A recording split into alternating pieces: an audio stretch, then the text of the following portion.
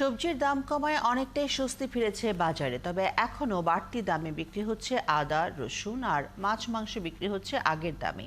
এদিকে বিক্রেতারা বলছেন কারফিউ শিথিল হওয়ায় পণ্য সরবরাহ অনেকটাই স্বাভাবিক হয়েছে। এই বলেই দাম কমেছে সবজির। সহকর্মীদের তথ্য এবং ছবিতে প্রতিবেদন। কারফিউ শিথিল হওয়ায় গত এক সপ্তাহের তুলনায় মানিকগঞ্জের বাজারে শাকসবজির দাম কিছুটা কমেছে, তবে ডিম মাংসের দাম রয়েছে আগের মতোই। এদিকে দাম বেড়েছে আদা রসুনের।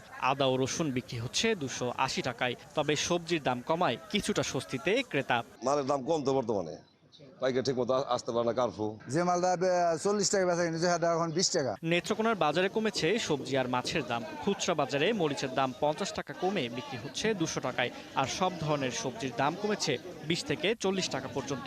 মালের আমদানি বেশি হয়ে যাওয়াতে দাম কমে গেছে। প্রতি শুক্রবারে দাম বেশি থাকে এই বাজারে, কিন্তু আজকে একটু ব্যতিক্রম পাইলাম, মাছ বা সবজির দাম একটু কম মনে হইতেছে। গাজীপুরের বড় বাজার থেকে শুরু করে গ্রামের ছোট বাজার পর্যন্ত সব জায়গায় শাক সবজির দাম গত কয়েকদিনের তুলনায় কিছুটা কমেছে, তবে মাছের দাম আগের তুলনায় বেশি। কারফিউ কমার কারণে শিথিল হওয়ার জন্য সবজির দাম একটু কমে গেছে।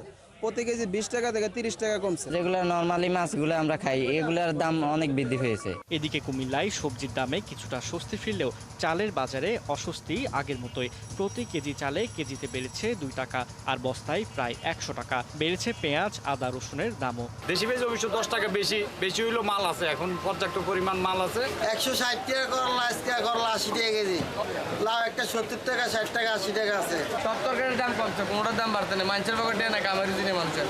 দিনাজপুরের হিলিতে কমতে শুরু করেছে সব ধরনের সবজির দাম। প্রতি কেজিতে দাম কমেছে 30 থেকে 40 টাকা পর্যন্ত। কিছুটা কমেছে মাছের দাম, কিন্তু মুরগির দাম আগের মতোই চড়া।